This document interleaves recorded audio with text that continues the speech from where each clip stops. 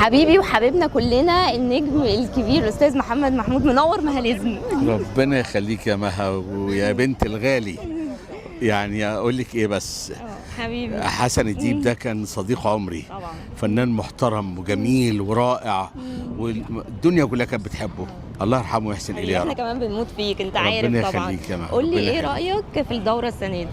دورة متميزة بصراحة، غير مسبوقة، فيها شغل مجهود كبير قوي قوي قوي من كل القائمين عليها. بشكر محمد رياض الفنان العظيم المحترم على المجهود اللي عمله وعلى النتيجة الرائعة اللي احنا شفناها في المهرجان. الف مبروك على التكريم. قول لي بقى احساسك ايه؟ انت لسه خارج حالا. لا، احساس لا يوصف طبعا.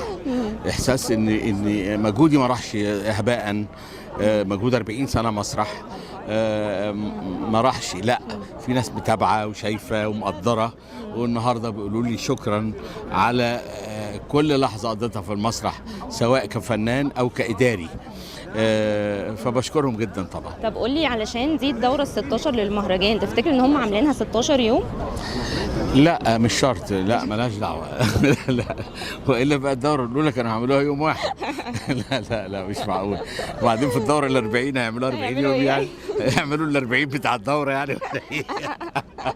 لا طبعا. طب الدوره الاولى للمهرجان كانت سنه كام؟ دي الدورة 16. نخصم من اديك اختيارات: 2005 2006 2007. لا، يبقى 2005. لا كانت 2006. 2006 ايوه. بصي انا في 5 و6 انا كنت مدير عام مسرح الحديث، وخدت جوائز كتير قوي. بعديها لما اتنقلت بقيت مدير الطليعة، كنت بفضل ربنا كنت باخد نص جوائز المهرجان ده، لدرجه ان النقاد قالوا هنسميه مهرجان محمد محمود القومي. حقيقي والله. كان المسرحيات اللي انا بعملها كنت باخد جائزه احسن اخراج واحسن عمل واحسن ممثل واحسن ممثل مساعد وممثله، فالنقاد قالوا هنسميه مهرجان محمد محمود. فالحمد لله كن يعني في توفيق من ربنا. قولي، لو اتعرض عليك 3 اعمال في نفس الوقت، سينما تلفزيون مسرح، تختار ايه؟ هكدب عليكي لو قلت لك مسرح، لان انا عملت مسرح عمري كله.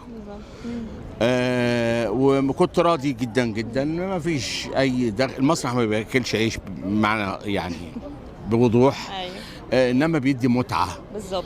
انما انا اعمل دلوقتي انا عملت رصيد، انا عملت اكتر من 100 مسرحيه ما بين القطاع العام والقطاع الخاص، وعشان كده يمكن بتكرم النهارده.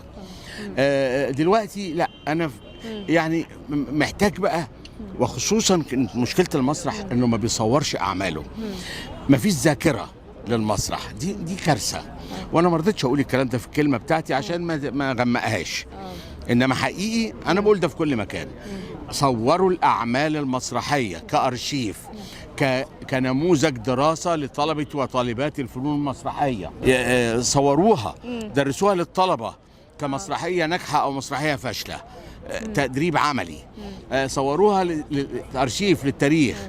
اللي انت شايفه انه مش مهتم بيه النهارده وشايفه حاجه قليله، بكره ممكن تسعى انك تجيب الولد الصغير اللي بطل المسرحيه دي او الابطال المسرحيه دي، تقول لهم خدوا ملايين وتعالوا، يقول لك لا انا مش فاضيلك. بالظبط. صوروا يا جماعه المسرحيات بس. طب لو قلنا ان البطل الحقيقي مسلسل بالطو ومحمد محمود، ايه رايك؟ لا، ابقى مجحف في حق الاخرين. بس الدور كان تحفه الحمد لله، يعني فضل من ربنا. ادائك كان خطير. انا ترسف آلة.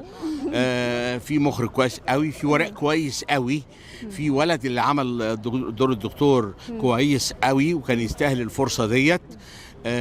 فده شيء جميل وتقليد جديد هيعملوه بعد كده كتير. بدليل ان انا بعمل تجربه دلوقتي شبيهه بالتجربه دي مع نجم برضو مع ممثل بيدوله البطوله، لسه شاب يعني ظاهر جديد. بالظبط. فبيدوله البطوله وجايبيني برضو معاه تيمنا باللي حصل في بالطو، وان شاء الله برضو هيبقى في نجاح كبير باذن الله. ميرسي لحضرتك جدا، شرفتني بجد ونورتني. شكرا يا حبيبي. شكرا.